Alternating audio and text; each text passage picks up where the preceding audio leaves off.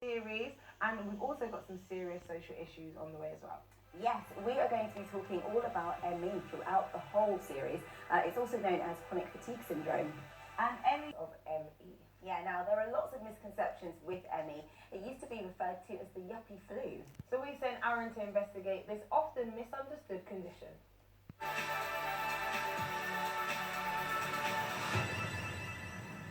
There's nothing broken. You can't see it. I need help to do everything. It's taken years for me to get my diagnosis. I've had ME for 21 years and I've been housebound for 8 of them. Myalgic encephalomyelitis, also known as ME, was known as this with 1,000 names. 2 centuries on, the medical committee still have a limited understanding of the condition. But what exactly is it, and how does it affect the people who actually have it? People have a profound sense of exhaustion, pains in the muscles, headaches. It's a real and disabling disease. Yeah. 4 times as many women than men suffer with ME. Emma Taylor is a singer and a comedian who shares on social media how ME has turned her life upside down. I saw some of your tweets, some of your posts. You're also showing your life with ME online. Why is it important for you to do that? I think it's important to raise awareness and let the world see how much ME patients suffer. How much support do you feel ME patients get from the NHS? There are CFS clinics out there and you can wait months and months and months just completely on your own, afraid of what's going to happen to you, afraid of what's going on. And in the end, you usually just get given graded exercise therapy. In the time that you've been campaigning, there have been developments such as the graded exercise therapy. But what actually has changed for ME patients? Not a lot. I'm very sorry to say, but things are now changing. We now have the science to show why graded exercise is bad for people with ME.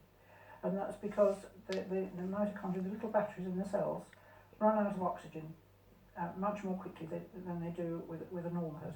If you get 2 people and you give them the same exercise on one day, and then you go to the next day, the person who is fit can do the exercise better because they've had a bit of practice. The person with ME can't do it at all. There's been a lot of controversy around graded exercise therapy, the structured exercise program that is aiming to increase physical activity. But it has been said that many patients have actually got worse. So what would you say about that?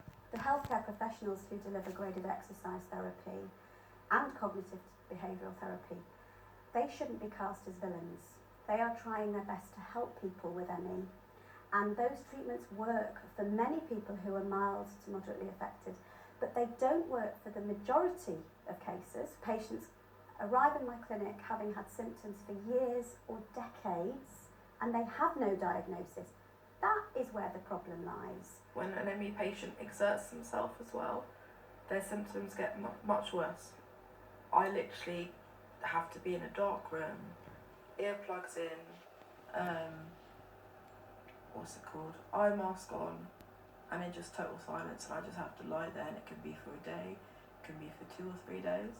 I used to be a real party girl, drinking on weekends, dancing in nightclubs, causing mayhem. Just don't ask, seriously.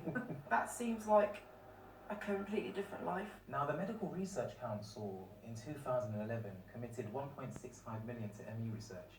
But I found out the year before they committed, I think it was 29 million to HIV and AIDS. ME is 3 times as common than HIV/AIDS.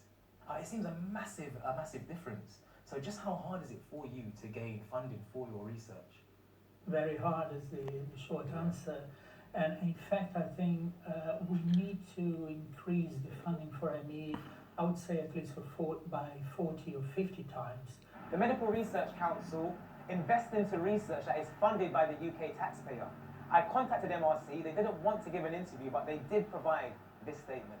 The MRC works closely with the UK CFS ME Research Collaborative and is supportive of efforts to increase research into CFS ME. However, we receive very few high-quality applications in this area and are trying to encourage more applications. There is a real concern that the controversy and hostility around CFS ME research, particularly regarding the PACE trial, is deterring academics from choosing to specialise in this area. People might think, why am I like smiling or, not breaking down about it, because I do break down and I do cry. And when I cry, I cry hard. I like even saying it, just make it means stop. Take your time. We can start. No, just fine. People need to see that it's not all roses. It's not.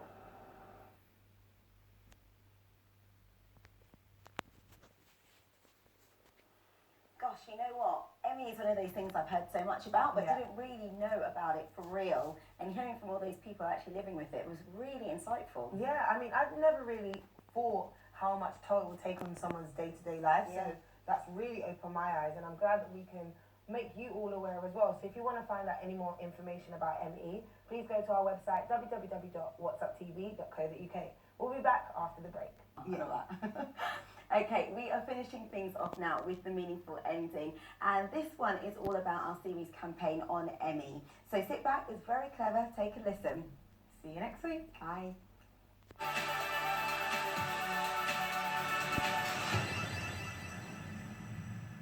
Me and Emmy. Same letters, separated by a dot. One's who I am, and one's what I've got. One's who I used to be, one's what I'm not. I'm still me. There's just a dot in between. It's a dot that can stop you from living a dream. It's a dot that separates the M and the E. And while it's sat there, it's hard to be me. The me that I was in healthier days. Before the dot came forcing the parting of ways. I'm nothing as M, and I'm empty as E. But side by side again, I could be me. That dot has got a lot to explain. How can something so small cause so much pain? So much devastation? Be endlessly cruel? It's just one stupid dot after all. Why does it have to be stuck in the middle? Causing complex symptoms that read like a riddle. I have to believe that just as it came, that dot will mysteriously vanish again. Each night before sleeping, I hope and I pray that I'll wake up as me.